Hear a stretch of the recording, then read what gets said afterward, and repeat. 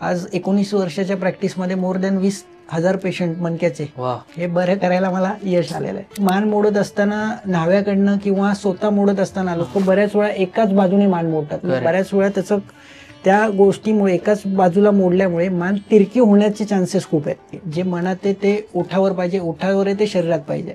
कुठलाही रुग्ण तपासत असताना तो हाडवैद्य किंवा तो वैद्य कसा तपासतो हे बघणं खूप महत्वाचं आहे. एक सामान्य नियम आयुर्वेद शास्त्रात सांगितला की तुमची 4 अंगुली म्हणजे प्रत्येक माणसाची 4 जी बोटं आहेत तेवढी उशीची पिलोची हाईट असावी. योग्य कुलपाला योग्य चावीच लागते. Diagnosis is very important.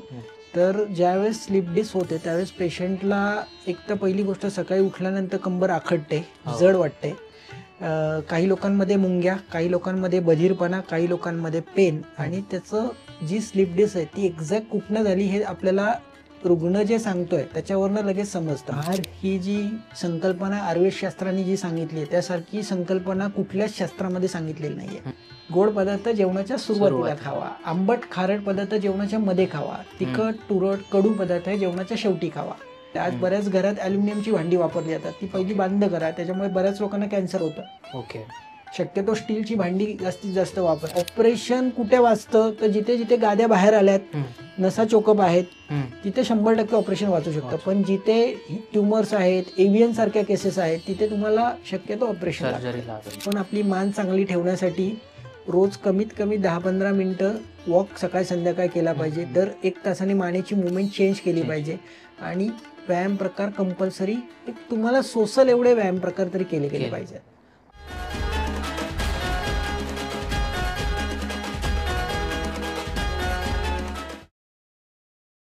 कॉस्मोस्टार media present sweet टॉक्सच्या आजच्या पॉडकास्टमध्ये तुमच्या सगळ्यांचं मनापासून स्वागत. प्रकृतीवर बोलू काही या आपल्या विशेष सिरीजमध्ये तुमच्या सगळ्यांचं मनापासून स्वागत. स्पाईन किंवा मणक्याचे जे आजार असतात हे विदाऊट सर्जरी किंवा विदाऊट ऑपरेशनसुद्धा आपण क्युअर करू शकतो. ऐकताना आश्चर्य वाटतं ना? तर आपण ह्याच रिलेटेड आज गप्पा मारणार आहोत. आपल्यासोबत आहेत डॉक्टर विराजजी भंडारी. सर, तुमचं खूप खूप स्वागत आमच्या पॉडकास्टवर. आम्ही हा पहिल्यांदा एक वेगळा पॉडकास्ट घेऊन येतो लोकांसमोर, त्यामुळे नक्कीच लोकांना याची उत्सुकता असणार आहे. तर आम्हाला थोडक्यात तुमची थोडी ओळख करून द्या. नमस्कार सर, तुम्ही या पॉडकास्टमध्ये मला बोलवलं त्याबद्दल मनापासून आभार. माझं शिक्षण हे 1ली ते 10वी नुमवी शाळेत झालं, अप्पावळण चौक. त्यानंतर 11वी 12वी आणि त्यानंतर मग वैद्यकीय क्षेत्रात BMSला मी ॲडमिशन घेतलं आणि फर्स्ट डे पासून आयुर्वेदाची प्रॅक्टिस करायची आणि आयुर्वेदाचे ग्रंथ वाचण्याची खूप आवड होती. त्याचबरोबर वेगवेगळी पुस्तकं सतत वाचणे, अभ्यास करणे आणि लोकांचं कसं लवकरात लवकर आजार बरा होईल. बऱ्याच वेळा लोकांना वाटतं की आयुर्वेदिक औषधं घेतली की फार दिवस ती औषधं घ्यावी लागतात, दीर्घकालीन औषधं घ्यावी लागतात, गुण उशिरा येतो. ही समाजातली जी एक डाग लागला होता आयुर्वेदाला, तो डाग मला काढायची इच्छा होती मनामध्ये. आणि आयुर्वेदिक औषध हे कसं पटकन काम करतं, तोंडात दिल्या दिल्या काम. म्हणजे काही मी त्यावेळेस जमदाग्नी सरांकडे होतो, तर सरांकडे बऱ्याच वेळा क्रिटिकल कंडिशनमध्ये, कॅन्सरच्या शेवटच्या स्टेजमध्ये किंवा अचानक हार्ट अटॅक आला असेही पेशंट मी त्यांच्या दवाखान्यात आत्तिक अवस्थेमध्ये आलेले पेशंट बघितले. आणि ते पेशंट चाटण मात्रा म्हणजे त्या काळामध्ये आम्ही जयमंगल रस, बृहत्वा चिंतामणी रस यासारखी सुवर्णकल्प आल्याचा रस मधात त्या गोळ्या चाटायला द्यायचो, लोकांच्या जिभेवरती ते औषध द्यायचं आणि ते औषध दिल्या दिल्या लोकांच्या BP कमी व्हायचे, आलेला अटॅक हा प्रोलॉंग व्हायचा किंवा काही लोकांना त्यातनं बऱ्याच वेळा त्रास कमी व्हायचा. तर हे सगळं शिकत असताना पुढे स्पेशलायझेशन करण्याचा विचार मी केला. पहिली 10 वर्ष मी जनरल प्रॅक्टिस केली आणि त्यामध्ये प्रत्येक प्रकारचे रुग्ण माझ्या हाताखालनं गेले. त्यामुळे प्रत्येक आजाराचा पूर्ण अभ्यास करून त्यानंतर सुपर स्पेशलायझेशन करण्यासाठी स्पाईन या विषयाकडे मी वळालो. आणि ते वळत असताना आपल्या भारतामध्ये प्राचीन रामायण, महाभारत, आपले गुरु परंपरेतले बरेच ग्रंथ हे जर बघितले तर त्या ग्रंथामध्ये हाडवैद्य किंवा हाडं ओढून बसवली, अर्जुनाला मार लागला असता त्याचा खांदा आणि पायाचा भाग हा ओढून बसवल्याचं अश्विनी कुमाराचं वर्णन काही पुस्तकांमध्ये, की लोखंडाचा पाय बसवला, हे आयुर्वेद इतिहासमध्ये बऱ्याच ठिकाणी मी वाचलं. आणि ते वाचल्यानंतर एक मनात उत्सुकता झाली की अरे हाडवैद्य ही आपण शिकायला पाहिजे आणि त्याच्यामध्ये काम केलं पाहिजे. कारण बऱ्याच वेळा लोक मी बघायचो की ऑपरेशनला जातात आणि ऑपरेशन करून त्या केसेस वर्स होतात किंवा काही पेशंट 10 पैकी 3 चांगले होतात, ते 7 पेशंट हे वर्स होतात. ते कुणाचा लघवीचा कंट्रोल जातोय, कुणाचा संडासचा कंट्रोल जातोय. असं बघता बघता मग मी खूप लोकांकडे वेगवेगळी शास्त्र शिकलो आणि याच्यामध्ये माझे क्रायरोपॅक्टर नावाचा कोर्स मी केला. क्रायरोपॅक्टर म्हणजे बोन सेटिंग, त्याचप्रमाणे व्हिसरल मॅनिप्युलेशन म्हणजे ऑर्गन बॅलन्सिंग, त्याचबरोबर न्यूरल मॅनिप्युलेशन म्हणजे नर्वचं मॅनिप्युलेशन म्हणजे ब्रेन स्पायनल कॉर्डचं मॅनिप्युलेशन. असंच करत असताना काही केरळमध्ये काही हाडवैद्य आहेत, त्रिशूरमध्ये काही परंपरा आहेत की ज्यांची 7वी 8वी जनरेशन आज मर्मचिकित्सा करते. अच्छा. त्यांच्याकडे जाऊन मर्म आणि वर्म, तर ते काही प्रेशर पॉइंट दाबतात, काही ठिकाणी ओढतात, काही ठिकाणी ओढून बसवलं जातं, काही ठिकाणी मसाज केली जाते, काही ठिकाणी लेप लावले जातात, काही ठिकाणी सोन्याच्या किंवा चांदीच्या शलाका गरम करून त्याचे डाग दिले जातात. अच्छा. जिथे दुखतं तिथे अग्निकर्म त्याला म्हटलं जातं. असं सगळं काही शिकून परत पुण्यामध्ये आलो आणि माझी प्रॅक्टिस चालू केली आणि 2008 साली मी प्रॅक्टिस चालू केली. 2008 ते 2010 पर्यंत मी हे सगळं जे काही बाहेर शिकलो ते सगळं करायला चालू केलं. आणि नंतर समजलं की अरे आपल्याला अजून काही गोष्टी शिकायला पाहिजेत. या हिशोबाने मी दर 3 ते 5 महिन्यांनी दिल्लीमध्ये जायचो. वेगवेगळे courses related to spine, Australia, England, US मधले टीचर्स शिकवायला यायचे आणि तो कोर्स मी गेली 8 ते 10 वर्ष माझे कंटिन्युअस असे कोर्सेस चालू होते. आणि यातनं एक स्पाईनला वेगळ्या मॉडेलिटीकडे घेऊन जावं की ज्याच्यामध्ये 100% आपल्याला पेशंटमध्ये आराम दिसेल आणि पेशंट बरा होईल. या हिशोबाने अभ्यास आणि प्रॅक्टिकल नॉलेज, नुसतं थेरी नाही तर प्रॅक्टिकल हँड्स ऑन प्रॅक्टिस माझी खूप झाली त्याच्यामुळे आणि खूप गोष्टी शिकल्यामुळे त्याचा डेप्थमध्ये मी गेलो. अच्छा. डेप्थमध्ये गेल्यामुळे लोक बरी होणं, लोकांचा कल आणि खूप लोकांना जवळून बघितल्यामुळे, ट्रीटमेंट स्वतः केल्यामुळे त्यातले अनुभव मला मिळाले आणि तसं जसे जसे दिवस पुढे गेले आज 19 वर्षाच्या प्रॅक्टिसमध्ये मोर दॅन 20,000 पेशंट मणक्याचे हे बरे करायला मला यश आलेलं आहे. वा वा वा. मला वाटतंय की मग आपण याच नोटवर आपला पॉडकास्ट आता सुरू करूयात आणि लोकांचे जे प्रश्न आहेत हे आपण सुरुवातीला घेऊयात. सो बेसिक पासून मला तुम्हाला विचारायला आवडेल की मेन म्हणजे आपण जे हे असे बोटं मोडतो हे प्रत्येकाला सवय असते. बरोबर. तर ह्या रिलेटेड बरेच मिथ्स आहेत की काही लोक म्हणतात की यातलं का आपल्या हाडांच्या मधलं जो एक तेल असतं किंवा द्रव असतं तर ते मोडल्यामुळे ते निघून जातं, त्यामुळे बोटं मोडू नये, मान मोडू नये, पाठ मोडू नये. तर हे प्लीज आम्हाला मिथ आहे का हे क्लिअर करा. एक लक्षात घ्या, ज्यावेळेस आपल्या शरीरामध्ये आपण अन्न खातो, रोज अन्न खाल्ल्यानंतर आहार रसातनं रक्ताची निर्मिती, रक्तातनं मांस आणि मांस तयार होत असताना मेद, अस्थि, मज्जा, शुक्र आणि ओज हे सगळं जी सायकल तयार होते ती तयार होत असताना त्यामध्ये ऑक्सिजन, नायट्रोजन, कार्बन डायऑक्साईड आणि वेगवेगळे एन्झाईम सिक्रेट होत असतात शरीरामध्ये. लिव्हरमधनं हे सगळं सिक्रेशन होतं आणि हे सिक्रेशन होत असताना जे काही गॅस जो तयार होतो तो सगळा गॅस आपल्या सांध्यांकडे जाऊन बसतो. आणि तो गॅस सांध्यांकडे गेल्यानंतर आपल्याला बोटं अशा प्रकारे मोडायशी वाटतात. मोडायचं वाटणं, तो गॅस बाहेर पडल्यानंतर लोकांना हलकं वाटतं. एखादा स्वतः मान मोडतात, काही लोक कंबर स्वतः सकाळी उठल्या मोडून घेतात. बिकॉज ऑफ दॅट नायट्रोजन तिथे साचलेला असतो एक्सेसिव्ह आणि त्याच्यामुळे जडपणा, हेवीनेस असतो एक वेगळ्या प्रकारचं. ते मोडणं हे नॉर्मल आहे, साहजिक आहे, कारण तो गॅस तिथनं बाहेर नाही पडला तर तो जडपणा सतत राहतो, एक बेचैनी राहते. Okay, correct. म्हणजे ते मोडणं हे नॉर्मल आहे. फक्त मान मोडत असताना न्हाव्याकडनं किंवा स्वतः मोडत असताना लोक बऱ्याच वेळा एकाच बाजूने मान मोडतात. बऱ्याच वेळा त्याचं त्या गोष्टीमुळे एकाच बाजूला मोडल्यामुळे मान तिरकी होण्याचे चान्सेस खूप आहेत. त्यामुळे शक्यतो एक छोटे सांधे तुम्ही मोडता त्यावेळेस काही वाटत नाही, पण मोठे सांधे तुम्ही स्वतःहून मोडणार आहात तर ते एक तर दोन्ही बाजूला मोडावं किंवा एखाद्या चांगल्या क्रायोप्रॅक्टरकडे जाऊन ते कायमचा तो त्रास घालवावा. असं नका हवं की रोज सकाळी उठलं की मान मोडतं, ती चुकीची सवय आहे. पण एक वर्षातनं एकाच दिवशी करतोय ते नॉर्मल आहे. पण म्हणजे आता कायरोप्रॅक्टर कडून जर मान मोडून घेतली तर मग परत समजा 6 महिने वगैरे असं काही करावं नाही लागत का? बोन मिसअलाइन होतो तरच आपल्याला तो बोन त्या जागेवरती आणायचा आहे. आपण जेव्हा क्रायोप्रॅक्टर बोन सबलेक्स होतात, सबलेक्स म्हणजे काय तर एखादा सेगमेंट व्हर्टेब्रल मानेमध्ये 7 मणके आहेत, ते मानेमधले 7 मणके, एखादा मणका उजवीकडे गेलाय झटका बसल्यामुळे 2 mm 3 mm पेक्षा तो जर जास्त हल्ला गेला तर तिथे त्या क्रायोप्रॅक्टर तो काय करतो की कुठला मणका विशिष्ट हल्लाय आणि त्या विशिष्ट मणक्याला परत रिअलाइन करावं लागतं. असं नाहीये की सगळेच्या सगळे मणके मोडायचे. स्पेसिफिक जर मोडलं गेलं तर तुम्हाला कमीत कमी सेशन मध्ये ते बरं होतं. अच्छा अच्छा. जर जास्त मणके मोडले सगळेच तर बऱ्याच वेळा ते मिसअलाइन होण्याचे पण चान्सेस वाढतात. म्हणजे चांगला वैद्य किंवा चांगला क्रायोप्रॅक्टर तिथं असणं गरजेचं आहे. अच्छा. आत्ता आपण स्पाईन आणि मणक्याविषयी बोलत होतो. सो आता आपला जो ऑडियन्स आहे हा मोस्टली आध्यात्मिक पण आहे. बरोबर. तर मग मला हे विचारावं असं वाटेल की मग कुंडलिनी आणि स्पाईन ह्याचं काय कनेक्शन आहे आता मॉडर्न जगामध्ये? खूप चांगला प्रश्न तुम्ही विचारला. कुंडलिनी या विषयावरती बऱ्याच लोकांना एक उत्सुकता असते आणि जी गोष्ट आपल्याला माहित नाही त्याची उत्सुकता तर अजूनच असते. कारण प्रत्येकाला कुंडलिनी जागृत करायची इच्छा असते. प्रत्येकाला वाटतं की आपल्याला ज्ञान मिळावं. जे ज्ञान ज्ञानेश्वर महाराजांना मिळालं, जे ज्ञान शंकर महाराजांना मिळालं, जे ज्ञान स्वामी महाराजांना मिळालं. आज आपली भारतीय परंपरा, भारतीय संस्कृती जी आहे ती गुरु परंपरेतनं आली आणि सगळे गुरु परंपरा ज्या आहेत, जसं म्हटलं की कुंडलिनी जागृत करण्याचं वर्णन हे ज्ञानेश्वरीच्या 6व्या अध्यायात सगळी अख्खं वर्णन त्यात आहे की तुम्ही ध्यानाला कसं बसायचं, उजवा पाय तुमच्या मांडीतनं आतमध्ये वृषणाच्या खाली आतमध्ये कसं जाईल, डावा पाय त्याच्यावरती पाहिजे. त्यानंतर तुम्ही श्वासाकडे बघा. जशी जशी ऊर्जा तुमची वरती येईल तसं तसं. पण हे करत असताना त्याच्या आधी यम नियम आसन सांगितलंय. अच्छा. आज बऱ्याच लोकांना आपण खातोय काय, पितोय काय, झोपतोय काय हे सगळं बघून जर त्या विषयाकडे बघितलं तर खूप चांगला फायदा लोकांना होणार आहे. कारण आपल्या डोक्यात काय विचार आहेत, आपल्या मनात काय आहे, जे मनात आहे ते ओठावर पाहिजे, ओठावर आहे ते शरीरात पाहिजे. वा वा. कारण बऱ्याच वेळा काय होतं, बाहेर इच्छा आकांक्षा लोलुपता बऱ्याच असतात.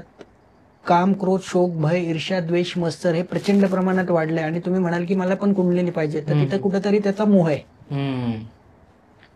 शरीराची कुंडलिनी जागृत होण्याची जी प्रकार जो आहे तो म्हणजे ऑटोमॅटिक तुम्ही कुठल्याही प्रकारची, कुठलंही आज आपण जे कर्म करतोय, जे कर्म करत असताना, आज हे जीवन जगत असताना, समजा माझं वैद्यकीय कर्म आहे, प्रत्येक माणसाचं कर्म देवानी ठरवून ठेवलंय. ते कर्म करत असताना, ते कर्म करताना भावना ही नेहमी बरं होण्याची माझी भावना असेल तर ती ऑटोमॅटिक कुंडलिनी ही वरती चढते. ओके. जर माझ्यात खोट आहे किंवा माझ्यामध्ये प्रत्येक वेळेस कुठेतरी क्रोध अधिक आहे, शोक अधिक आहे, भय अधिक आहे, मत्सरता आहे, अनेक विषय ह्यात इंद्रियांच्या विषयात मी गुंतलेलो आहे, तर तिथे तो प्रकार वरती येणारच नाहीये. तर स्पाईन जे आहे, स्पाईन मधनं सगळी एनर्जी ही वाहते आणि ही एनर्जी वाहत असताना ती एनर्जी प्रत्येक पेशंटमध्ये किंवा प्रत्येक माणसामध्ये ही एनर्जी वरती वरती वरती चढत जाते. करेक्ट. मूलाधार चक्रापासून ती एनर्जी वरती स्वादिष्टान चक्र, मणिपूर चक्र, अनाहत चक्र, अनाहत चक्रातनं निघून ती विशुद्ध चक्र आणि विशुद्धतनं आज्ञा चक्र. पण नाकापर्यंत बऱ्याच लोकांची एनर्जी वाहते. त्याच्या पुढचा प्रवास हा खरा मोठा आहे. बरोबर. कारण तिथे तुम्हाला पूर्ण शुद्ध ज्ञान पाहिजे. प्रत्येक प्राणी मात्र, किड्या मुंग्यालाही देखील तुम्ही तुमच्या आत्म्याप्रमाणे बघितलं पाहिजे. वा. आज बऱ्याच वेळा पाऊस पडतो, डास भरपूर येतात, आपण पटापटा डास मारतो. तिथे भावना तीच आहे की तो डास पण एक आत्मा आहे. करेक्ट. आज गाडीने प्रवास करतो, तुम्ही गाडीने प्रवास रात्री करणार, शक्यतो बरेच किडे जातात, मकोडे असतात, आपण बरेच मेले जातात आपल्याकडनं. तर शक्यतो प्रवास करता आपण जर लवकर विचार करून हा करतोय प्रवास रात्रीच्या आधी, तर तिथे कुठेतरी तुम्ही कुंडलिनी जागृत करण्याच्या मार्गावर निघालाय. प्रत्येक बऱ्याच वेळा आपण एखाद्याशी बोलतोय, बोलता बोलता एक चुकीचे 2-3 शब्द बोलून जातो. बरोबर. मेरे दिल को लगी हुई चोट मैं कभी भूल नहीं सकता. कुणाला तरी एक चुकीचं वाक्य बोलतो, एखादा लुकडा माणूस आहे आणि त्याला आपण बोलतो काय, हा त्याच्या मनाला ती गोष्ट लागते आणि ती गोष्ट तो आयुष्यभर लक्षात ठेवतो. ओके. ओके. मग कायेने म्हणजे शरीराने, मनाने आणि वचनाने कुणाला दुखवायचं नाहीये, प्रत्येकाचं कल्याणच करायचं हा भाव जर आपल्या मनामध्ये असेल तर आपली ऊर्जा ही ऑटोमॅटिक वरती चढणार आहे. आणि त्याला गुरुचा परत आशीर्वाद पाहिजे. नुसतं स्वतः माझ्याकडे एक मोठे चित्रकार येत होते जे साधू संतांची, मोठ्या मोठ्या स्वामी महाराजांची चित्र काढायचे आणि ते त्राटक करत होते कुंडलिनी जागृत करण्यासाठी. एक मेणबत्ती घ्यायचे, रात्रभर ती मेणबत्ती संपूसपर्यंत बसायचे आणि त्यानंतर त्यांचे गुरु ज्यांनी त्यांना सांगितलं ते गुरु निर्वाण झाले. निर्वाण झाल्यानंतर ती प्रक्रिया त्यांनी 6 महिने चालू ठेवली. आणि त्यानंतर त्यांना डोळ्याने 3-4 दिसायला चालू झालं. इंद्रियांचा अतियोग.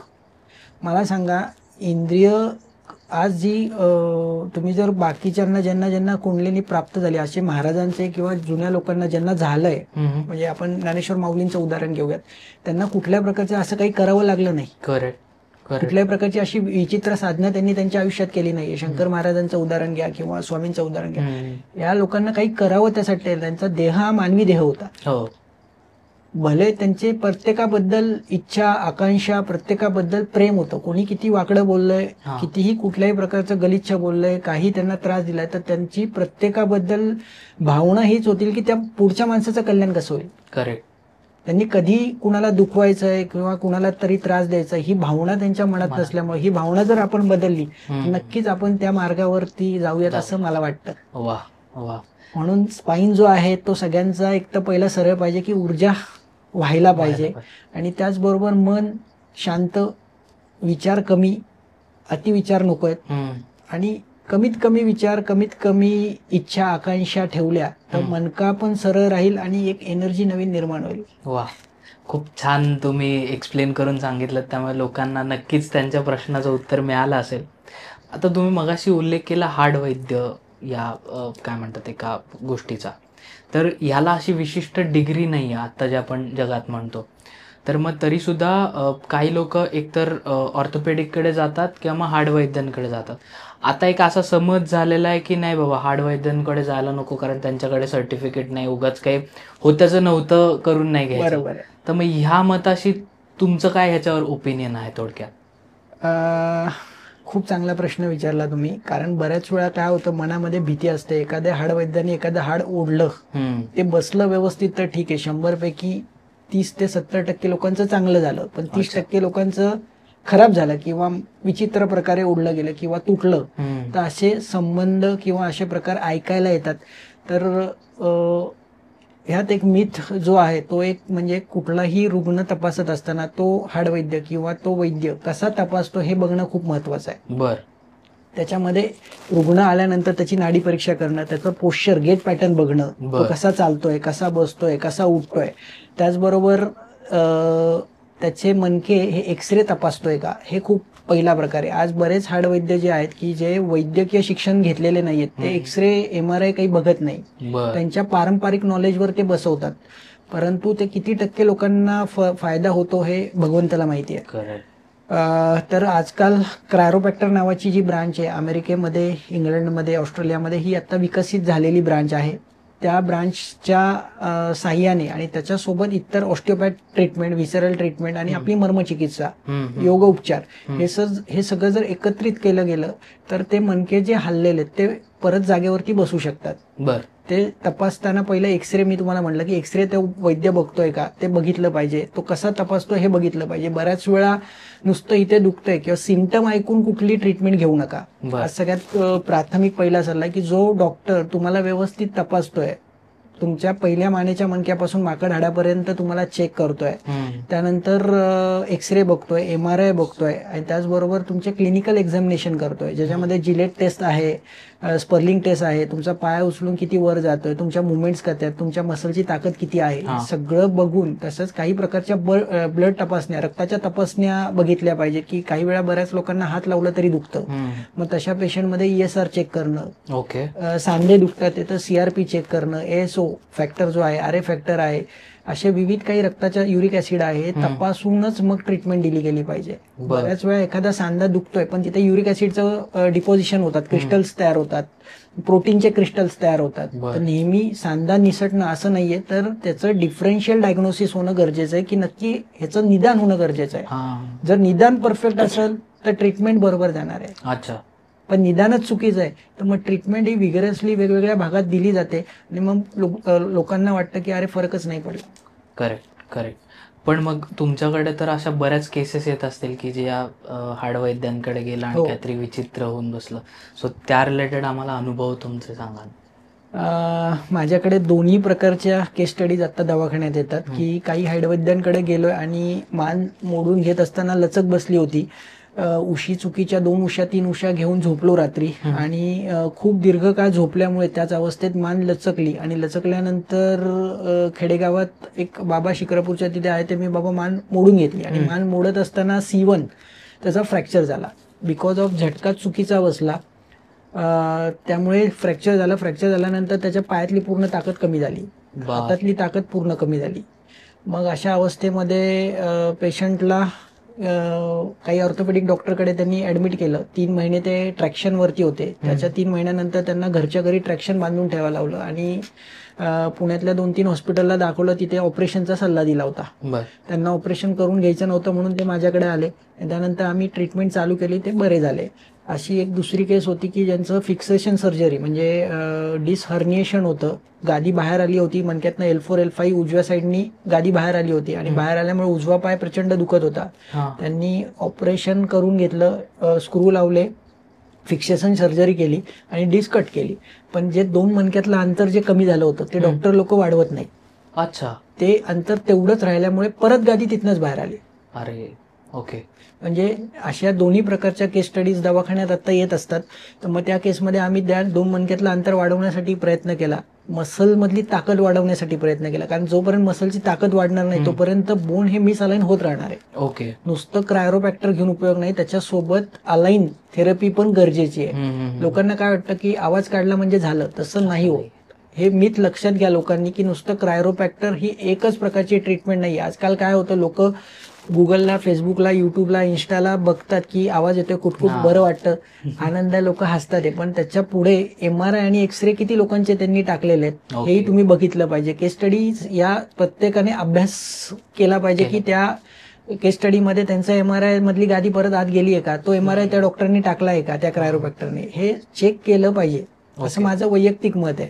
ओके. त्याचबरोबर एक तिसरी केस स्टडी सांगतो की ज्याच्यामध्ये बऱ्याच वेळा लोक इपिड्युरल इंजेक्शन घेऊन येतात आणि ते इंजेक्शन नंतरही बऱ्याच वेळा पेन तसंच राहतं. ओके.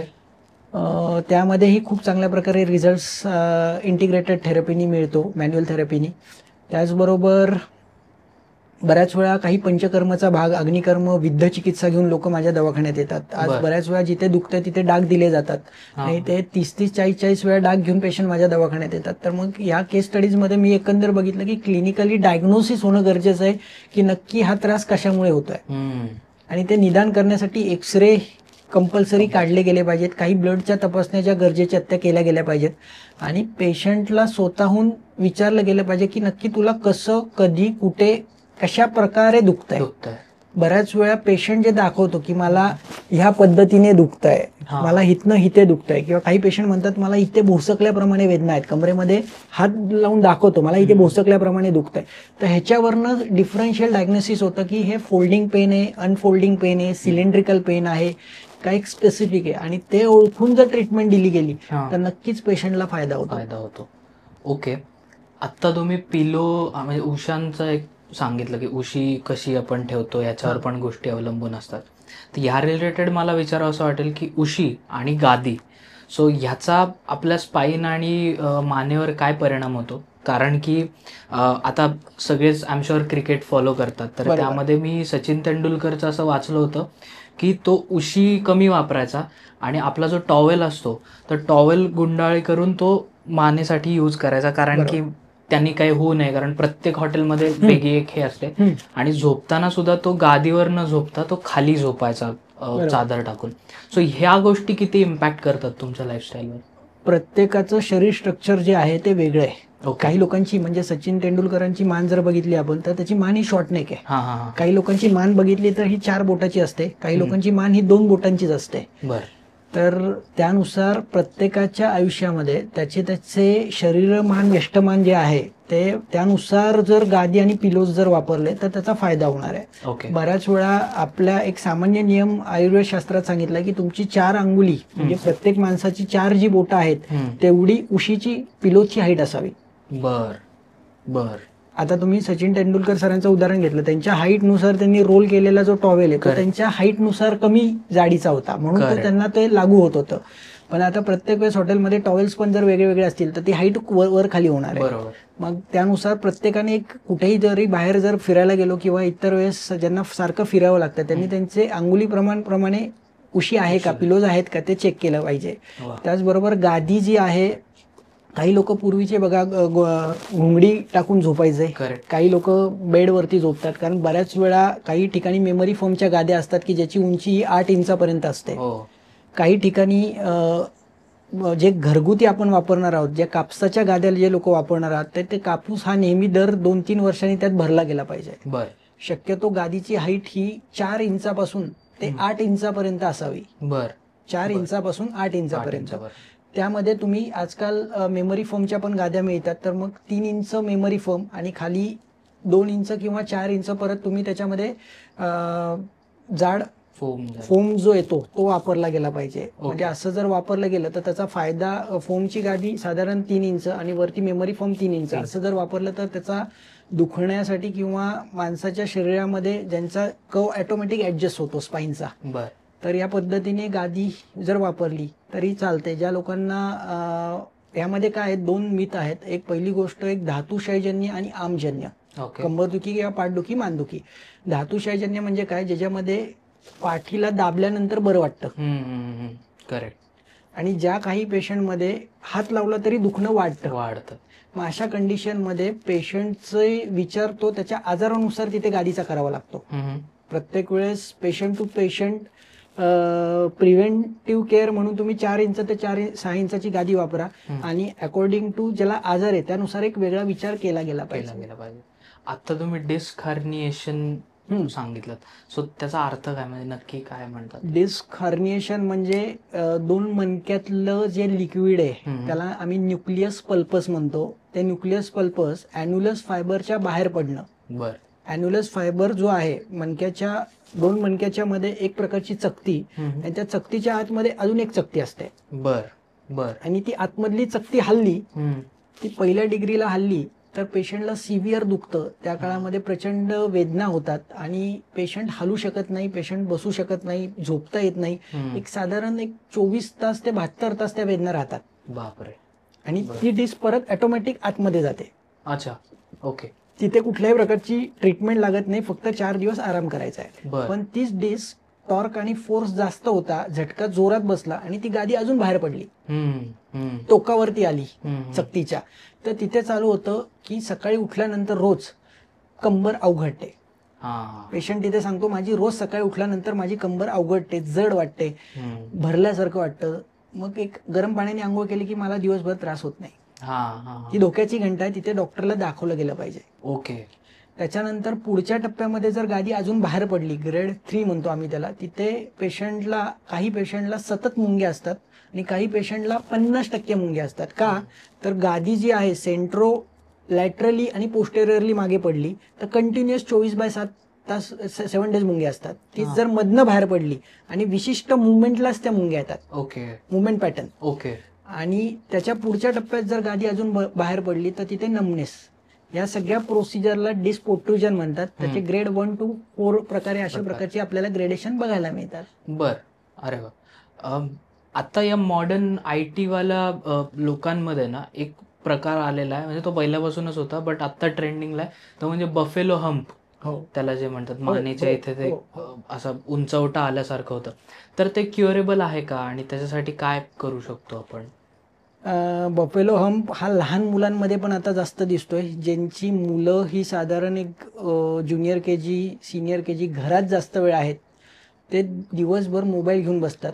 तसंच IT पब्लिक मधली जी लोक आहेत, जे डेस्क जॉब ज्यांचा 12 तास, 14 तास, 18 तास आहे, कंटिन्युअस बसल्यामुळे मानेची जो कव आहे तो लॉस ऑफ लॉर्डोसिस, 30 डिग्रीचा जो कव पाहिजे तो लॉस होतो आणि मान स्ट्रेट होते. मान स्ट्रेट झाल्यामुळे तिथली ताकद कमी होते मसलची आणि मसल सगळे सुचतात. मागे टेनिसच्या बॉल सारखा एक मोठा हम्प दिसतो. आणि त्या हम्पमुळे बऱ्याच वेळा खांदे अवघडतात पेशंटचे. सकाळी उठल्यानंतर मान जड वाटते, डोकं जड वाटतं. तर हे नक्कीच बरं होऊ शकतं. याच्यामध्ये पहिली गोष्ट, ज्या लोकांना हे हम्प आहेत आणि जे लोक हा व्हिडिओ पॉडकास्ट बघत आहात, तर दर 1 तासाने कंपल्सरी तुम्हाला उठायचं आहे आणि 2 ते 3 मिनिटं चालायचंय आणि परत बसायचंय जागेवरती. त्याचबरोबर जर तुमचं डोकं जड होत असेल आणि मान अवघडत असेल तर नाकामध्ये 2 थेंब फक्त पाणी सोडायचं आहे, एक 15 दिवस ते 1 महिनाभर. त्यानंतर ते जडपणा कमी झाला ते बंद करा. त्याचबरोबर सूर्यनमस्कार, आठवड्यातले 3 दिवस ते 5 दिवस सूर्यनमस्कार करायचे. पण ते सूर्यनमस्कार हे पॉवर योगा नको आहे. म्हणजे पॉवर योगा म्हणजे आजकाल काय झालंय, लोक फास्ट सूर्यनमस्कार घालतात. 100 सूर्यनमस्कार घालण्याची मी आता बघतोय, बरेच लोक माझ्या दवाखान्यात येतात, आम्ही 50 सूर्यनमस्कार घालतो, 100 सूर्यनमस्कार घालतो, एकदम फास्ट.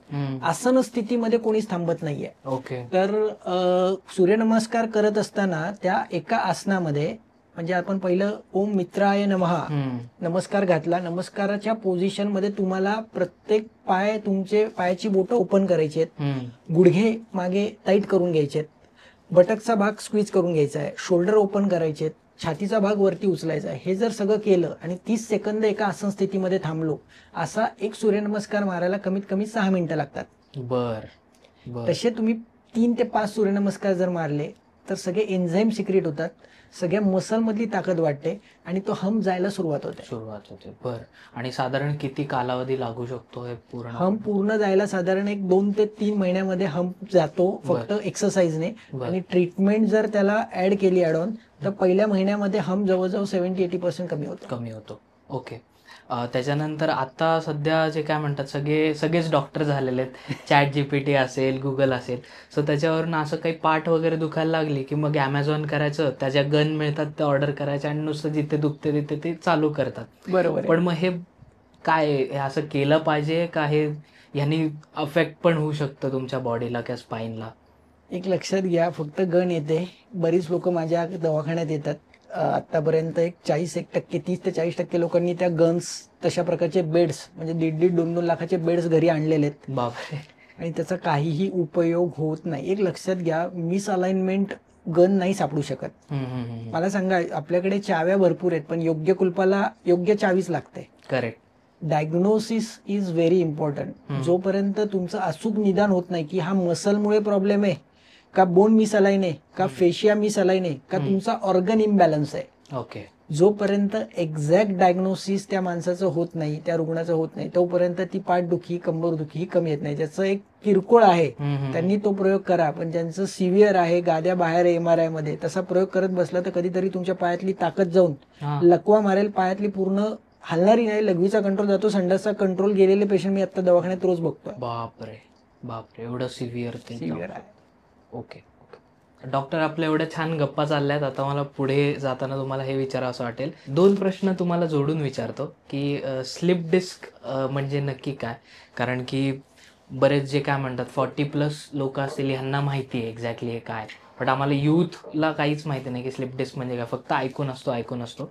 आणि त्याला जोडून दुसरा प्रश्न विचारायचा आहे की आत्ता जी आपली काय म्हणतात टॉयलेट करण्याची एक पद्धत जी आहे की इंडियन स्टाईल आता ऑलमोस्ट नाहीशीच झालेले, सगळे कमोड आणि हे यूज करतो, सो ह्याला हे अफेक्ट करतं का स्लिप डिस्क या पोझिशन्सला? खूप चांगला प्रश्न विचारलाय. पहिलं प्रश्न तुमचा जो आहे स्लिप डिस्क, तर स्लिप डिस्क म्हणजे काय, तर चकती स्लिप होणे. सोपं इंग्लिशमध्ये त्याला म्हणतात स्लिप डिस्क. स्लिप चकती जी आहे म्हणजे न्यूक्लियस पल्पस हा जो आहे तो स्लिप होतो ॲन्युलस फायबर मधनं बाहेर. आणि तो तुम्ही एखादी मुवमेंट करत असताना, एखादा जर झटका बसला आणि ती मुवमेंट करत असताना 3 मुवमेंट जर एकसाथ केल्या गेल्या फास्टमध्ये, एका सेकंदामध्ये, तर ती चकती खूप टॉर्क आणि फोर्समुळे ती बाहेर पडते. दुसरी कंडिशन आहे, एखादा अचानक ट्रॉमा झाला, ऍक्सिडेंटल इंजुरी झाली आणि त्यामध्ये तुम्ही पडले किंवा मागणे एखाद्या मोटरीने तुम्हाला धडक दिली, त्यामुळे डायरेक्ट व्हर्टेब्रल कॉलम वरती प्रेशर वाढतं, ॲन्युलस फायबर फाटून गादी बाहेर पडते. किंवा एखाद्या झाडावरनं खाली पडलोय, वरनं उंचीवरनं 7 ते 8 फुटावरनं 10 फुटावरनं आपण खाली पडलो तर आणि डायरेक्ट मणक्यावरती बसून 2 मणके एकमेकावर घासले जातात आणि डिस्क बाहेर पडते. अशी विविध कारणं विविध पेशंटमध्ये वेगळी कंडिशन नुसार दिसतात. तर ज्यावेळेस स्लिप डिस्क होते त्यावेळेस पेशंटला एक तर पहिली गोष्ट, सकाळी उठल्यानंतर कंबर आखडते, जड वाटते, काही लोकांमध्ये मुंग्या, काही लोकांमध्ये बधीरपणा, काही लोकांमध्ये पेन. आणि त्याचं जी स्लिप डिस्क आहे ती एक्झॅक्ट कुठनं झाली हे आपल्याला रुग्ण जे सांगतोय त्याच्यावरनं लगेच समजतं. म्हणजे मांडीच्या 1/3 पार्टच जर दुखतोय, 2/3 पार्ट ऑफ द थाईज दुखतात आहे, तिथे समजायचं की L3 ला डिस्क ही बाहेर आहे. L3 L4 L5 मध्ये पेशंटची जी पिंडरी आहे, गॅस्ट्रोनिमियस मसल्स, काफ मसल्स, तिथे बऱ्याच वेळा पेन होतं. त्याच्या आतमधल्या बाजूला L5 ची डिस्क बाहेर आल्यानंतर S1 S2 मधनं जर डिस्क बाहेर पडली तर तिथे तुमचे फूटचा जो खालचा भाग आहे, टोचचा खालचा भाग जो आहे, तळपाय ज्याला आपण म्हणतो, तिथे पेशंटला वेदना होतात किंवा मुंग्या येतात, बधीरता जाणवते. हे डिफरन्शियल डायग्नोसिस MRI आणि एक्सरे वरती जर केलं तर ॲक्युरेट डायग्नोसिस होऊन तो पेशंट पूर्णपणे बरा होतो. ओके. हे पहिलं उत्तर. दुसरं, टॉयलेट जे आहे ते शक्यतो इंडियनच असलं पाहिजे. शक्यतो म्हणजे 99% इंडियनच असलं पाहिजे. बऱ्याच वेळा मी बघतो लोक पाश्चिमात्य वेस्टर्न टॉयलेट असतात पण तिथे टॉयलेटवरती इंडियन बसतात. त्यावेळेस पाय घसरून इंजुरीचे प्रकार खूप मी दवाखान्यात ऐकलेत आणि बघितलेत. तर शक्यतो टॉयलेट्स हे इंडियन असावेत, कारण इंडियन टॉयलेट असल्यानंतर काय होतं, इंडियन टॉयलेट असल्यामुळे तुमचं इंटेस्टायनल जे प्रेशर आहे सिग्मॉइड कोलानवरती इंटेस्टाईनवरती पाय दुमडल्यामुळे फ्लेक्शन गेल्यामुळे ऑटोमॅटिक वेग हा ऑटोमॅटिक येतो, कुथावं लागत नाही, जोर द्यावा लागत नाही. त्यामुळे टॉयलेटच्या जागेवरती कुठल्याही प्रकारचे फिशर, फिच्युला, भगंदर सारखे आजार होत नाही.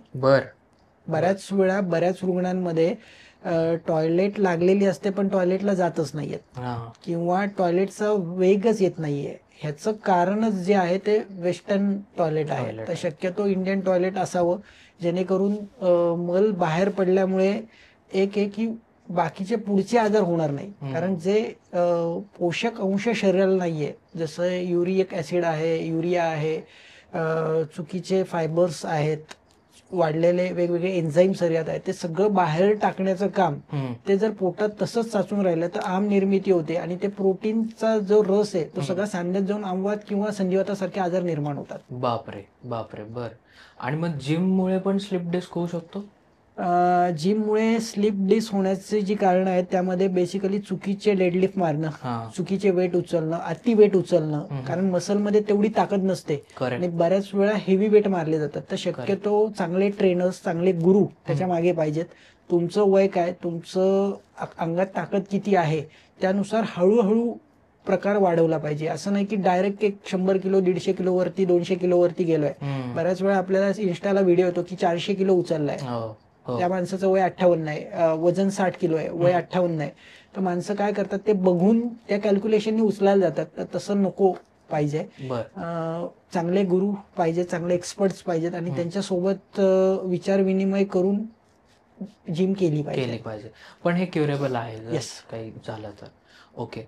आणि पुढे जाताना मग ह्या रिलेटेड आपण जे सुरुवातीपासून म्हणतोय की विदाऊट ऑपरेशन मणका, हल्लेला मणका आपण ठीक करू शकतो, तर मग आता आपण त्या प्रश्नाकडे येऊ की खरंच हे पॉसिबल आहे विदाऊट ऑपरेशन? हे नक्कीच खरंच पॉसिबल आहे, कारण गेले 19 वर्षात ज्यांच्या गाद्या बाहेर आलेल्या आहेत किंवा ज्यांच्या चकत्या बाहेर आल्यात, ज्यांच्या नसा चोकअप आहेत, नसा दबलेल्या आहेत, त्याचबरोबर 2 मिनिटंही चालता येत नाहीये, उभा राहता येत नाहीये, असे सिम्पटम घेऊन रुग्ण बरेच दवाखान्यात येतात आणि आम्ही एक्सरे, MRI चेक करतो. त्यानंतर हे नर्वोस्कोप नावाचं मशीन आणलंय मी दाखवायला प्रेक्षकांसाठी. या मशीनने C1 म्हणजे मानेच्या पहिल्या मणक्यापासून माकडाळ्यापर्यंत हे मशीन लावतो आणि त्याच्यामध्ये एक्झॅक्ट समजतं की पेशंटला जो त्रास आहे तो क्रोनिक आहे का ॲक्यूट आहे. अच्छा. इन्फ्लामेशन कुठे आहे आता एक्झॅक्ट, म्हणजे L3, L4, L5 तिन्ही गाद्या बाहेर आहेत, पण नक्की आता त्रास कशामुळे होतोय ह्याचं हे डायग्नोसिस करण्याचं हे मशीन आहे. त्याचबरोबर क्लिनिकल असेसमेंट आपण वेगवेगळ्या करतो, ज्याच्यामध्ये जिलेट टेस्ट आहे, स्पर्लिंग टेस्ट आहे, असं वेगवेगळं सगळं चेक करून त्यानंतर पेशंटला ट्रीटमेंटचा प्रोटोकॉल आपण देतो. त्याच्यामध्ये पहिली ट्रीटमेंट आहे क्रायोप्रॅक्टर. क्रायोप्रॅक्टरसाठी आपण विशिष्ट प्रकारचे 3 प्रकारचे बेड्स आणलेत, ज्याच्यामध्ये सर्व्हायकल चेअर, पेल्विक बेंच आणि नी चेस्ट टेबल. हे US वरनं सगळे इन्स्ट्रुमेंट आपण दवाखान्यात आणलेले आहेत आणि त्या टेबलवरती जो मणका विशिष्ट मूव्ह झालाय उजवीकडे, डावीकडे किंवा शिफ्ट झालाय, टिल्ड झालाय, त्याला परत रिअलाइन करतो. त्याच्यासाठी आपण गॉन्स्टेड पॅरल स्केल म्हणून एक स्केल आहे, ती एक्सरे वरती वापरली जाते, एक रुलर आहे, ती आपण वापरून मेजरमेंट घेतो की एक्झॅक्ट किती MM मध्ये कोण कोण बाहेर आलेला आहे. त्याचबरोबर हे क्रायोप्रॅक्टरची गन आहे, ही स्पेसिफिक ऍडजस्टर म्हणतात त्याला. जो काही मणका बाहेर आलाय त्याला आतमध्ये ढकलण्यासाठी 750 न्यूटन प्रेशर ची स्प्रिंग आहे. पेशंट लहान मुलापासून ते मोठ्या माणसापर्यंत याला ऍडजस्ट करता येतं स्प्रिंगला, एवढं प्रेशर कमी जास्त करता येतं. त्याचबरोबर फेशियल मॅनिप्युलेशन नावाची ट्रीटमेंट आहे की ज्याच्यामध्ये वेगवेगळे मसल्स रिअलाइन केले जातात, वेगवेगळे स्ट्रक्चर हे रिअलाइन केले जातात.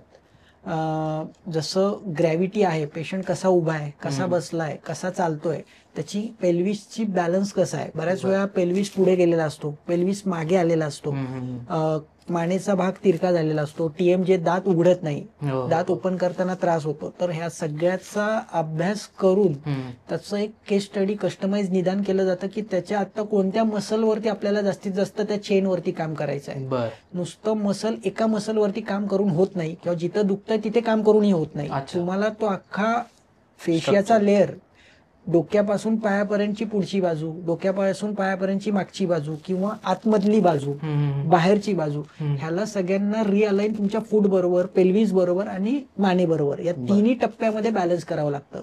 ओके. असं नाही होत की नुसतं एक भाग बॅलन्स केला म्हणजे सगळं बॅलन्स होईल.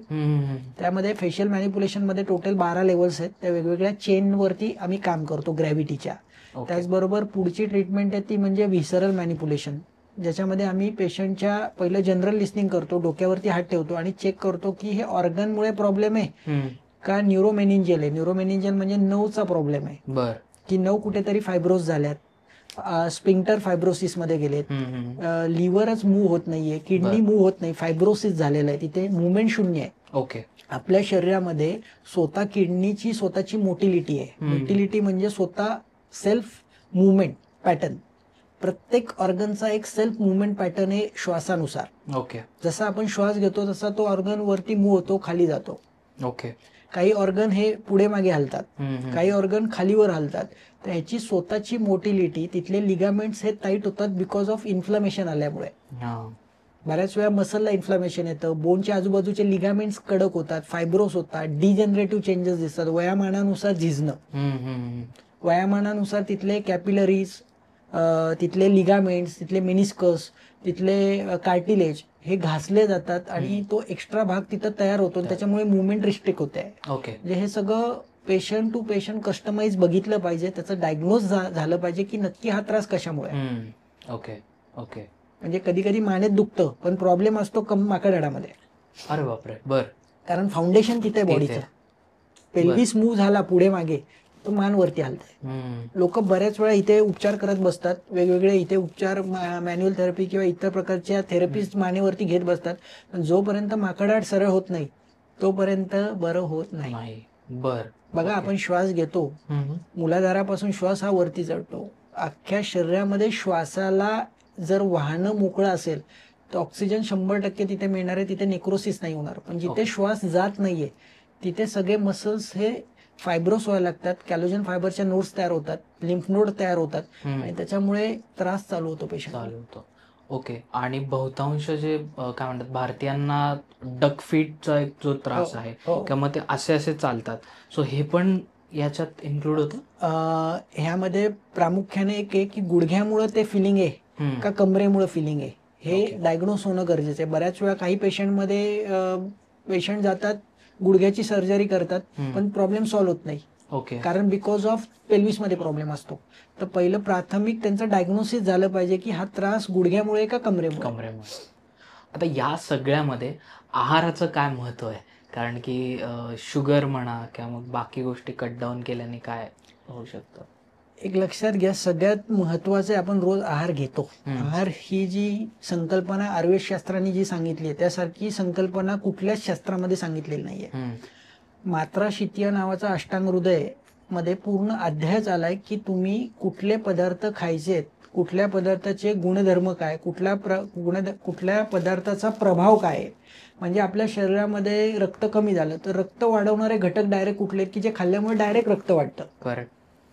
मांस क्षय झालाय म्हणजे मांस हे बारीक बारीक होत चाललंय, तर मांस वाढवण्यासाठी डायरेक्ट कुठलं औषध आहे. बर. किंवा त्यापैकी आहार कुठला आहे. बर. प्रत्येक पदार्थाला त्याचा स्वतःचा गुण आहे, त्याला स्वतःचा त्याचा विपाक आहे, त्याचा स्वतःचा प्रभाव आहे आणि त्याच्यामध्ये पंचमहाभूत तत्व आहे. ओके. प्रत्येक सर्व इदम पांचभौतिक अस्मिन अर्थे, म्हणजे सगळ्या पदार्थामध्ये पांचभौतिक घटक द्रव्य आहेत, पण त्याची जी समीकरण आहेत म्हणजे पृथ्वी, आप, तेज, वायू, आकाश हे वेगवेगळ्या प्रमाणात त्याच्यामध्ये आहे. काही मध्ये पृथ्वी घटक जास्त आहे, तिथे मग बघा तिथे मांस जास्त येणार आहे, वजन जास्त असणार आहे त्या पदार्थात. रताळ, बटाटा, गाजर. ओके. ज्याच्यामध्ये जलीय अंश जास्त आहे, जलमहाभूत जास्त आहे, ते पदार्थ आपल्या शरीरात वेगळ्या प्रकारे काम करतात. अपतत्व असलेले जे तेज तत्व ज्याच्यामध्ये आहे ते सगळं पचनाचं काम करतात. बर. ते कुठले तेज पदार्थ? मिरची आहे, अच्छा, लसूण आहे, अच्छा, तिखट पदार्थ जे आहेत ते सगळे, तर आपल्या शरीरात 6 रस पोटात गेले पाहिजेत. आणि 6 रस पोटात जाण्यासाठी आयुर्वेदशास्त्रांनी काय सांगितलं, तर मग पहिलं मधुर प्राय आश्रियात, गोड पदार्थ जेवणाच्या सुरुवातीला खावा. अच्छा. गोड पदार्थ जेवणाच्या सुरुवातीला खावा. आंबट खारट पदार्थ जेवणाच्या मध्ये खावा. तिखट तुरट कडू पदार्थ हे जेवणाच्या शेवटी खावा. शक्यतो फळ भाज्यांचा वापर जास्तीत जास्त करा आणि उकडलेल्या भाज्या जास्तीत जास्त प्रमाणात खावा. आजकाल काय झालं, लोक आहार जी संकल्पना आहे, लोक मॅक्झिमम आज बाहेरचं अन्न खातात आहे. आज तुम्ही गुरुचरित्र अध्याय बघितलं तर दूषित अन्न किंवा इतर बाहेरच्या अन्नामुळे काय परिणाम होतात आणि त्याचा पुढच्या तुमच्या जीवनात काय परिणाम होतो, या सगळ्या बारकावे तिथं लिहिलंय. की जो माणूस बनवणार आहे तो अन्न कसं बनवतोय, त्याच्या डोक्यात काय विषय चालू आहेत, अन्न शिजवणाऱ्या माणसाच्या डोक्यात काय विषय चालू आहे, त्यांनी कुठल्या प्रकारचं भांडं वापरलं. आज बऱ्याच घरात अल्युमिनियमची भांडी वापरली जातात, ती पहिली बंद करा, त्याच्यामुळे बऱ्याच लोकांना कॅन्सर होतं. ओके. शक्यतो स्टीलची भांडी जास्तीत जास्त वापरा. अन्न ताजं शिजवलं पाहिजे, ताजं खाल्लं पाहिजे. जेव्हा भूक लागेल तेव्हा जेवण करायचंय, वेळ झाली म्हणून जेवायचं नाही. आज बरीच लोक वेळ झाली म्हणून जेवण करतात. तर भूक लागल्यानंतरच जेवण करा आणि कमीत कमी 2 वेळा जेवण करायचंय. असंही नको की 3, 4, 5 वेळा जेवण करतोय, त्याच्यामुळे बऱ्याच वेळा आजार हे वाढत जातात. ओके. म्हणजे आपण जे युजली शेवटी डेझर्ट म्हणून गोष्टी खातो त्याच्याऐवजी अजीर्ण होतं त्यांनी. अच्छा. डेझर्ट्स शेवटी खाल्ले तर अजीर्ण होणार आणि त्यामुळे संधिवात, आमवात किंवा लिव्हर, फॅटी लिव्हर, किडनीचे प्रॉब्लेम, डायलिसिसचे प्रॉब्लेम हे होतात बिकॉज ऑफ अजीर्ण. सतत अजीर्ण अजीर्ण अजीर्ण होऊन तो अवयव निकामी होऊन जातो. हा. तुमचा ओव्हरऑल एक्सपिरियन्सेस आणि केसेस रिलेटेड आम्हाला सांगा ना, म्हणजे लोकांना एक हेल्प होईल. माझ्याकडे महाराष्ट्रातल्या प्रत्येक जिल्ह्यामधनं पेशंट येतं. ट्रीटमेंट जी आहे ती आम्ही अशी बसवली की महिन्यातनं 1 दिवसच ट्रीटमेंट आम्ही लोकांना देतो. त्याच्यामध्ये 3 तासाची ट्रीटमेंट चालते. सकाळी पेशंट 9 वाजता माझ्याकडे ओपीडी चालू होते. 9 ते 1 आम्ही पेशंट चेक करतो, बाहेरगावावरनं सगळे आलेले. बरं. आणि साधारण जुने पेशंट 9 वाजता डॉट चालू होतात ट्रीटमेंटसाठी, ते साधारण 1:30 पर्यंत संपते एक बॅच. त्यामध्ये साधारण 5 ते 6 पेशंट, 7 पेशंट मॅक्झिमम आम्ही घेतो. आणि संध्याकाळी दुपारी 1:30 वाजताच्या बॅचमध्ये 6 पेशंट. तर यामध्ये काय केलं की एक इंटिग्रेटेड अप्रोच ठेवलाय की पेशंटला 100% कसं बरं करता येईल हा अप्रोच ठेवलाय.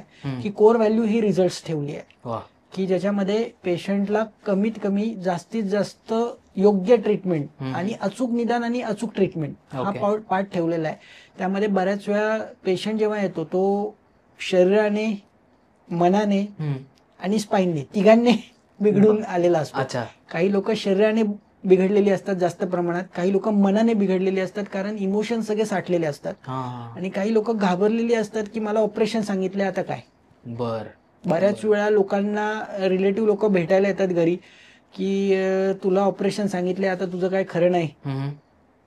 माझ्या मित्राचं ऑपरेशन केलं, तो घरीच आहे, त्याची नस चोकअप झाली, त्याला लघवी झालेली समजत नाहीये, संडास झालेली समजत नाहीये, एकाला स्क्रू लावलेले ते स्क्रू परत काढावे लागले, 3-4 वेळा सर्जरी कराव्या लागल्या. असे विविध मिथ्स आता समाजात चालू आहे आणि ते घडतंय. बऱ्याच वेळा कधी कधी ट्युमर्स असतात पण डॉक्टरला डायग्नोस होत नाही, ते फिक्सेशन सर्जरी करून टाकतात आणि त्याच्यातनं पुढे जाऊन अजून कॉम्प्लिकेशन्स चालू होतात. म्हणजे एक्झॅक्ट डायग्नोसिस जो प्रकार आहे तो बऱ्याच वेळा कधी कधी काही डॉक्टरांकडनं चुकतो आणि त्याच्यामुळे बऱ्याच पेशंटला ते भोगावं लागतं दीर्घकालीन. तर सगळ्यात महत्वाची गोष्ट आहे, पहिलं कुठलाही त्रास झाला तर तुम्ही एक कमीत कमी 4 ते 5 डॉक्टरांचं ओपिनियन घ्या ऑपरेशन करण्यापूर्वी. डायरेक्ट ऑपरेशनला जाऊ नका. की विना ऑपरेशन जिथे काही लोक आहेत जे करणारे आहेत त्यांना जाऊन भेटा, बघा की त्यांच्याकडे किती केस स्टडीज बऱ्या झालेल्या आहेत, त्यांचे फेसबुक. आज बऱ्याच लोकांना आपल्याला तो पेशंट किंवा तो येणारा डॉक्टर किंवा बाकीची आज खूप अशी आपल्याकडे गॅजेट्स आहेत की ज्याच्यामध्ये आपण चेक करू शकतो की खरंच ते योग्य आहे का अयोग्य. जसं गुगल आहे, फेसबुक आहे, इन्स्टा आहे, फेसबुक आहे, युट्यूब आहे, की ज्याच्यामधनं आपण बरीच माहिती घेऊ शकतो की ज्या लोकांच्या ट्रीटमेंट जिथे चालू आहेत त्या लोकांना भेटा की खरंच याचा उपयोग झालाय की नाही तुमच्या जीवनात. आणि त्याच्यावरनं तुम्ही निर्णय घ्या की लगेच धडपडीत जाऊन पटकन ऑपरेशन केलंय आणि पुढे वर झालंय असं शक्यतो करू नका. ऑपरेशन हे नक्कीच वाचू शकतं. रिट्रोलिस्थेसिस सारख्या ज्या केसेस आहेत, disc herniation, slip disc, sciatica, पाय बधीर होतोय, मुंग्या येतात, ते 2 पावलं चालता येत नाही, अशा पेशंटची ऑपरेशन 100 नाही लाख% वाचताना मी माझ्या आयुष्यातल्या करिअर 19 वर्षात बघितलेत. तर एक लक्षात घ्या की हे काय डायग्नोस पहिलं महत्वाचं आहे की जिथे तुमची गादी बाहेर आली ती बरी होणार आहे, पण जिथे तुमचा बोन तुटलाय बोन तुटलेला आहे, फॅसेट तिथे नाहीये, बोनवरती बोन ठेवण्यासाठी जागाच नाहीये, मग तिथे तुम्हाला सर्जरीची गरज आहे. करेक्ट. जिथे तिथं ट्युमर झालाय आणि ट्युमर तुमच्या स्पायनल कॉर्डमध्ये येऊन बसलेला आहे, जसं पॉट डिसीज आहे किंवा मायलोमा सारख्या केसेस आहेत, तिथे तुम्हाला तो कट करावाच लागतो. जिथे हिमेंजिओमा येऊन बसलाय आणि नव पूर्ण तुमची त्यांनी हिमेंजिओमानी स्पायनल कॉर्डला ब्रेकडाऊन केलेला आहे, तिथे तुम्हाला ऑपरेट लागणार, कारण ते कट केल्याशिवाय तुमचा नवचा फ्लो होणार नाहीये. तर एक लक्षात घ्या, ऑपरेशन कुठे वाचतं तर जिथे जिथे गाद्या बाहेर आल्यात, नसा चोकअप आहेत, तिथे 100% ऑपरेशन वाचू शकतं. पण जिथे ट्युमर्स आहेत, एव्हियन सारख्या केसेस आहेत, तिथे तुम्हाला शक्यतो ऑपरेशन सर्जरी लागेल. डॉक्टर, युजली सर्व्हिकल जे आहे तर ह्या रिलेटेड खूप गोष्टी ऐकायला मिळतात की बहुतेक सर्व्हिकलचं कॅन्सर पण असतो. सो ह्या ज्या गोष्टी आहेत ह्या किती इम्पॉर्टंट आहेत, लोकांनी त्याची काळजी घेणं, किंवा एक्झॅक्टली सर्व्हिकल म्हणजे काय पण सांग. सर्वायकल म्हणजे मान. सर्वायकल मध्ये 7 मणके आहेत, ज्याच्यामध्ये 2 स्पायनस प्रोसेसेस त्याच्या मागे आणि ट्रान्सवर्स प्रोसेस, असं सर्वायकल मध्ये 7 मणके. आणि त्याचा जो नॅचरल कव आहे तो 30 डिग्रीचा नॅचरल कव आहे. आज बघायला गेलं तर टेक्सनेक सिंड्रोम हा खूप बघायला मिळतो, बिकॉज मॅक्झिमम लोक आज मोबाईल दिवसभर या पद्धतीने बघतात. फ्लेक्शन मान केली जाते आणि दीर्घकाळ बसल्यामुळे तिथे हंप येतो. त्याचबरोबर तिथनं काही लोकांना कॉमन कॅरोटिड आर्टरी जी आहे ती पिंच होते आणि पिंच झाल्यामुळे चक्कर येते. बऱ्याच पेशंटमध्ये एक पार्ट आहे की ज्याच्यामध्ये सकाळी उठल्यानंतर चक्कर येते, एका विशिष्ट पोझिशनला वळल्यानंतर. काही लोकांना मान वरती घेतल्यानंतर चक्कर येते, काही लोकांना सगळं वरचं घर फॅन फिरताना दिसतं, काही लोकांमध्ये स्वतः फिरल्यासारखं वाटतं, स्पिनिंग मुवमेंट होते. तर काही लोकांमध्ये हाताला मुंग्या येतात, काही लोकांना पहिल्या बोटामध्ये येतात, काही लोकांना 2 बोटांमध्ये, सेकंड अँड थर्ड फिंगर, आणि काही लोकांना शेवटच्या 2 फिंगरमध्ये मुंग्या येतात. त्या पद्धतीने जड वाटतं, हातातली वस्तू निसटते, हातातली बॅग निसटते, 2 किलोच्या किंवा अर्ध्या किलोपेक्षा जास्त वजन उचलता येत नाही. हे सगळे सर्वायकल मध्ये सिम्पटम्स दिसतात स्पॉन्डिलोसिस मध्ये. तर ही होण्याची कारण तर एक तर अति वेळ एका जागेवर बसणे, मान सतत जोरात हलवणे, फास्ट मुवमेंट, तसंच खूप वेळ एका जागेवरती बसून लॅपटॉपचा वापर किंवा मान वेडी वाकडी करून टीव्ही बघणे, लॅपटॉप बघणे किंवा चुकीचं बसणं, हे खूप कारण आहे, त्याचं कारणीभूत आहे. दुसरं एक मोठं कारण आता बऱ्याच वेळा सर्वायकलचे कॅन्सर्स जे बघायला मिळतात त्यामध्ये ट्युमर्स बघायला मिळण्याचं कारण 2 प्रकारे. एक म्हणजे अतिविचार, अतिताण, सतत एकच गोष्ट डोक्यात घेऊन त्याचा विचार करत बसणं, सतत सतत सतत त्याचा म्हणजे ती गोष्ट घ्यायची आणि मामी, मावशी, आत्या, मित्र, परिवारांना फोन करून त्याविषयी चर्चा करायची, आणि त्यातनं उत्पन्न होणारे कॅन्सरचे प्रकार हे दिवसेंदिवस जास्त बघायला मिळतात आहे. त्याचबरोबर पॉटस्पाईन सर्वायकल मध्ये बरेच फ्रॅक्चर सर्वायकलचे बरेच बघायला मिळतात. शीर्षासन करायला गेलो आणि पडलो, किंवा मानेवरती वेट लोक आजकाल घेतात, ते मान दाबून घेतात ते लोकांकडनं पाय देऊन, त्यामध्ये झटका बसून न्हाव्याकडे जाऊन बऱ्याच वेळा लोक मान रोज मोडतात. आणि त्या मोडल्यामध्ये मागच्याच आठवड्यात एक व्हिडिओ व्हायरल झाला की पेशंट जागेवरती एक्सपायर झाला. तर असे बरेच कारण त्याला कारणीभूत आहेत. तर आपण आपली मान चांगली ठेवण्यासाठी रोज कमीत कमी 10-15 मिनिटं वॉक सकाळ संध्याकाळ केला पाहिजे. दर 1 तासाने मानेची मुवमेंट चेंज केली पाहिजे.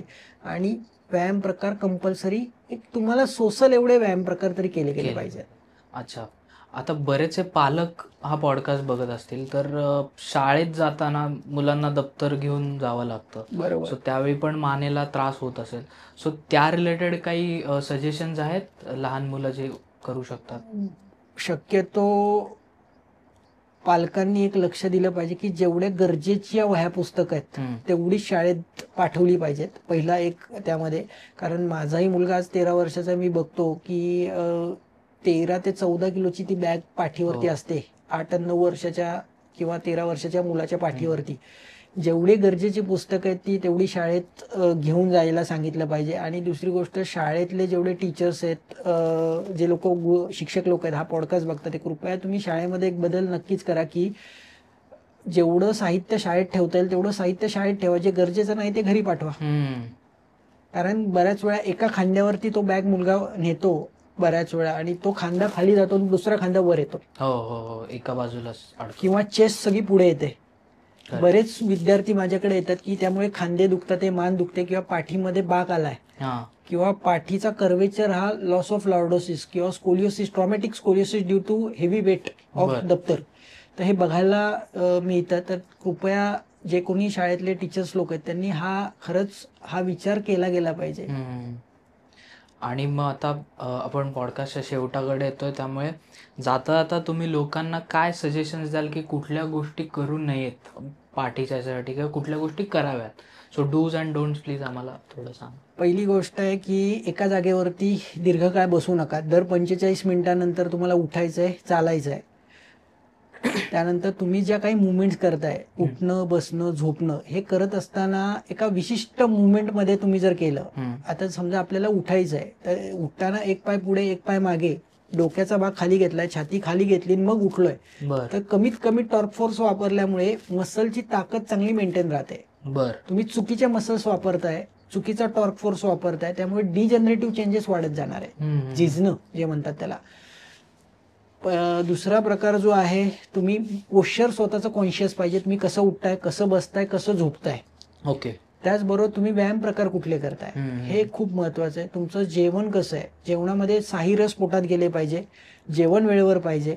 अति जेवण करणं, अवेळी जेवण करणं, अति प्रमाणात जेवण करणं हे टाळलं पाहिजे. ओके. बऱ्याच वेळा आपण लग्नात जातो, हॉटेलमध्ये जातो आणि इतके पदार्थ मागवले जातात, ते पदार्थाचं अजीर्ण होतं आणि अजीर्णातनं इतके गॅसेस उत्पन्न होतात आणि ते सगळं मानेवरती किंवा कमरेवरती प्रेशर येतं. बरोबर. तर अन्नकडे आहार घेताना हे पूर्ण ब्रह्म आहे हेच बघून आहार घेतला पाहिजे. वा वा. त्याचबरोबर तिसरी गोष्ट आहे तुमचे विचार. अतिविचार, आनंदी राहणं, सच्चित आनंदमय, सच्चित आनंदमय, पूर्ण शुद्ध आत्मा आहे, हेच पहिलं स्वतःला आपण म्हटलं गेलं पाहिजे की मी पूर्ण शुद्ध आत्मा आहे. I am happiest soul in the world. पूर्ण या ब्रह्मांडामध्ये जे केवढेही लोक आहेत ते सगळे मी आणि मी त्यांच्यात आहे, ते माझ्यात आहे. ही जर भावना आली तर विचार ऑटोमॅटिक कमी होणार आहे. आणि सतत आनंदी आपण राहिलो, इमोशन्स आपले चांगले ठेवले तर ऑटोमॅटिक सगळ्या गोष्टी या चांगल्या होणार आहेत. एन्झाईम चांगले सिक्रेट होणार आहे, कुठल्याही प्रकारची अडचण आजार निर्मितीसाठी होणार नाही. ओके. आहार, विहार आणि तुम्ही जे काम करणार आहे, तुम्ही यस किंवा नो त्या कामाला ठरवून द्या की हे काम माझ्याकडनं होणार आहे तर होणार आहे, नाही होणार तर तुम्ही विनाकारण ते टार्गेट तुमच्या गळ्यात घेऊ नका. करेक्ट. ओव्हरबर्डनमुळेच आज मोठे मोठे डायबिटीज, बीपी, शुगर, स्पाईनचे आजार हे वाढत चाललेले आहेत. बिकॉज ऑफ तुम्हाला झेपल तेवढं काम करा. बरोबर बरोबर. त्याचबरोबर योग्य व्यायाम कंपल्सरी पाहिजे. रोज चालणं कमीत कमी अर्धा तास पाहिजे. स्विमिंग सारखा एखादा व्यायाम जर तुम्ही केला तर उत्तम. बॅडमिंटन सारखा एखादा घरच्या घरी खेळ खेळला. हॉबीज आज लोकांच्या चालल्यात, म्युझिक कोणी ऐकत नाहीये आज. कमीत कमी एक भारतीय शास्त्र आहे किंवा तुम्हाला क्लासिकल आवडतं तर क्लासिकल, हे काहीतरी एक म्युझिक काहीतरी ऐकलं पाहिजे रोज थोडा वेळ तरी. पुस्तकं वाचली पाहिजेत वेगवेगळी. बर. तुम्ही मोबाईल वापर, आपण मोबाईल किती वापरणार आहात याचा त्याने स्वतःचा विचार करा की मी दिवसभरात बाबा 2 तास 3 तास 4 तास वापरत, त्यानंतर मी पुस्तकासाठी एवढा वेळ देईल, माझ्या जेवणासाठी एवढा वेळ देईल. आज आंघोळ लोक करतात, आंघोळीलाही गेल्यानंतर डोक्यात विचार असतात पुढे काय करायचं. बरोबर.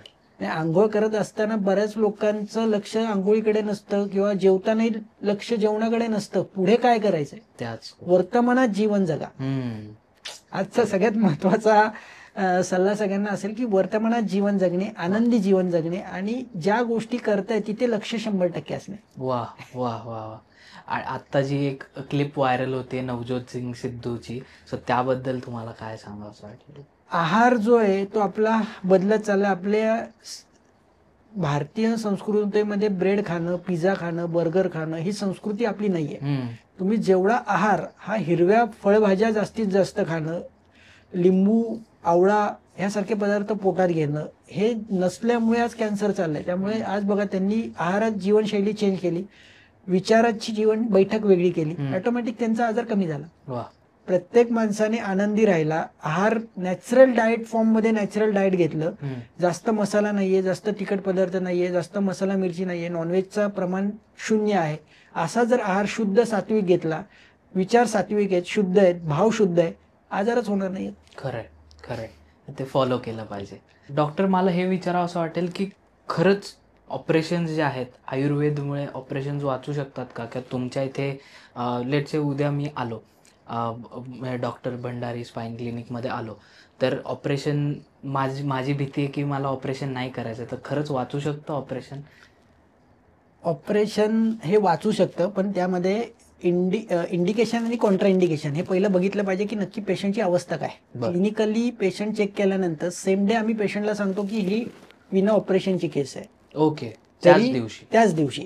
कारण बऱ्याच वेळा काय होतं, लोक माझ्याकडे येण्यापूर्वी कमीत कमी 5 ते 6 स्पाईन सर्जनकडे जाऊनच माझ्याकडे आता येतात आहे, किंवा काही स्पाईन सर्जनच माझा आता सुचवतात आहे. बऱ्याच वेळा आता संचेती हॉस्पिटल, हर्डीकर किंवा इतर वेगवेगळे जेवढे मोठे हॉस्पिटल्स आहेत तिथनं बऱ्याच वेळा चांगले स्पाईन सर्जन पेशंट माझ्याकडे रेफर करतात.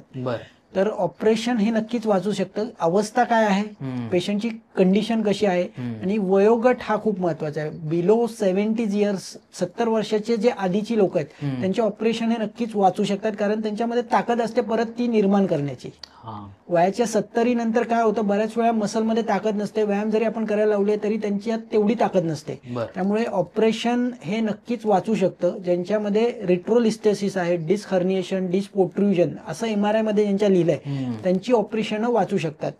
आणि ते ऑपरेशन नक्कीच वाचवता येतं. कारण काय होतं की ह्या ज्या मॅन्युअल थेरपी आहे इंडियामध्ये आता मी एकटा असं करतोय की ज्या 15 ते 20 प्रकारचे उपचार सगळे मी एकत्रित केलेत. त्याची R&D स्वतः इन हाऊस गेल्या 19 वर्षात केली आहे, आणि असं करणारं जगात कोणीच नाहीये. म्हणजे visceral manipulation, chiropractor, neuromeningeal manipulation, structural integration, Rolf movement, BS movement, Iyengar yoga, हे सगळं कॉम्बिनेशन, आणि त्याचबरोबर आपली आयुर्वेदिक औषधं, मग रसायन औषधं, च्यवनप्राश सारखं औषध असेल, अगस्त रसायन असेल, असं सगळं एकत्रित करून परत सायकोलॉजिकल काउन्सिलिंग, मेडिटेशन, ह्या सगळ्यांचं एकत्रित असल्यामुळे त्याचे रिझल्ट हे खूप 10x एनहान्स होतात आणि पेशंटला पहिल्या दिवशी बरं वाटायला लागतं. म्हणजे from the first day patient कमीत कमी 30 ते 80% त्याचे पेन कमी होतात. आणि ऑपरेशन हे नक्कीच वाचतं सर. कारण काय होतं, लोकांना हे मिथ आहे की माहीतच नाहीये की स्पाईनचा त्रास झाला की ऑपरेशन करायचं, ही एक समाजात ती संकल्पना बनली आहे. पण ती काही काळानंतर हे नक्कीच मोडेल, हा संकल्प मोडेल, किंवा ही मिथ मोडून जाईल. आफ्टर हा इतिहासात गवा होणार आहे हे वाक्य. ओके, नक्कीच आपल्या पॉडकास्ट थ्रू हे लोकांपर्यंत डेफिनेटली पोहोचेल. तर डॉक्टर, थँक्यू सो मच, तुम्ही आमच्या पॉडकास्टवर आलात आणि एवढी छान इन्फॉर्मेशन दिली. आय एम शुअर नक्कीच आपल्या सगळ्या व्ह्युअर्सला आपला आजचा पॉडकास्ट आवडला असेल, आणि आपण लवकरच पार्ट 2 घेऊन येऊयात, जेणेकरून लोकांचे जे प्रश्न असतील ते आपण त्या पॉडकास्टमध्ये सॉल्व्ह करण्याचा प्रयत्न करू. तुमचा ओव्हरऑल एक्सपिरियन्स कसा होता आजचा? धन्यवाद सर, मला इथे बोलवलं आणि ही संधी दिली की लोकांसोबत विना ऑपरेशन मणक्याचे विकार आणि मॅन्युअल थेरपी, कारण आज जे मी काम करतो ते भारताच्या बाहेर ज्या गोष्टी चालल्यात त्या सगळ्या इंडियात एकत्रित, आणि प्राचीन भारतातल्या मर्म थेरपी आणि हाडवैद्यांची संकल्पना हे सगळं एकत्रित करणारा भारतातलं माझं पहिलंच प्रशिक्षण किंवा पहिलंच क्लिनिक आहे. त्यामुळे सगळ्या प्रेक्षकांनाही खूप खूप खूप मनापासून आभार की तुम्ही हा पॉडकास्ट ऐकताय, आणि नक्कीच लाईक करा, शेअर करा, आणि व्यायाम, आहार आणि विचार याच्यावरती तुम्ही स्वतः चिंतन करा, जेणेकरून तुमची कुंडलिनी ही वरती चढेल आणि एक ना एक दिवस प्रत्येकाला धर्म, अर्थ, काम, मोक्ष मिळावा ही भगवंताचरणी प्रार्थना. वाह, क्या बात आहे. आणि मी डॉक्टरांचे जे इंस्टाग्राम, यूट्यूब आणि फेसबुकचे हँडल्स आहेत हे डिस्क्रिप्शनमध्ये देणारच आहे. प्लस डॉक्टरांच्या क्लिनिकचा जो कॉन्टॅक्ट नंबर आहे तो पण डिस्क्रिप्शनमध्ये दिला आहे. सो ज्यांना कोणाला डॉक्टरांशी संपर्क साधायचा असेल ते डायरेक्टली तुम्ही साधू शकता आणि त्याप्रमाणे तुम्ही कॉन्टॅक्ट करू शकता. सो आजचा पॉडकास्ट तुम्हाला कसा वाटला हा प्लीज आम्हाला सांगा. प्लीज डॉक्टरांच्या हँडल्सवर जा, तिथे त्यांना प्रश्न विचारा. त्यांचं यूट्यूब चॅनल आहे, त्याच्यावर ते वेगवेगळ्या प्रकारचे योग रिलेटेड असतील, पोश्चर रिलेटेड, आहार रिलेटेड बरेच व्हिडिओ आम्ही बनवलेत. नक्की बघा आणि तुमची दिनचर्या, ऋतुचर्या, लाईफस्टाईल बदला, आणि नक्कीच पूर्ण भारत हा निरोगी, सशक्त झाला पाहिजे. तुमची पुढची पिढी ही चांगली झाली पाहिजे ही मनोकामना. वा.